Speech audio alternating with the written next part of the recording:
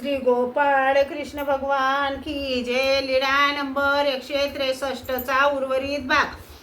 आणि तुम्ही म्हणत असा त्रंशू तरी एकू कैसा ना तेथ एकू वेगळा करो नये म्हणून तेथ अंशू अशी ऐसा काही भाव असे त्रेषु हा निरूपावेया दोषे म्हणी जत अशी जे वासना निरोपावेया दोषे म्हणीजे तरी ते सकळांचे ज्ञान होवावेया असे वाक्य निरूपले. आणि काही निर्वचन आणि माया ईश्वरीचे प्रथम करण हे प्रमाण आणि सकळ ब्रह्मांडी एकीची माया हे निरूपण केले. यावरही माईनभट्टी पुसिले.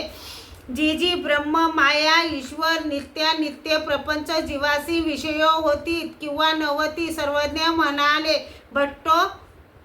ब्रह्म ते असती नासती एसियासी विको नव्हे.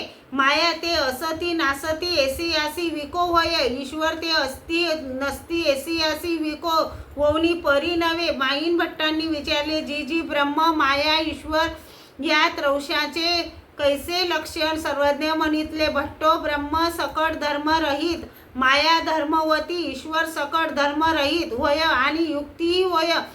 विभुत्व सकळहित सामर्थ्य शक्ती शब्दे बोली जेती विकरुची न विकरे आनंदे धुमधुमती असे. ब्रह्मा ते निशब्द ब्रह्मा ते सत्य नित्य सत शाश्वत धर्म सर्व धर्मशून्य ऐसे ते ब्रह्म. आद्या शक्ती माया गुणवंती धर्मवरंती विकारवंती ऐसी ते माया. देवता स्वरूपे ज्ञानता नंदरूपे दुःख मिश्रित सुख ते सुख बोलीजे. निरातिशय सुख तो आनंदू बोलीजे होजी. म्हणून श्री चरणा लागले. श्री गोपाळ कृष्ण भगवान की जय.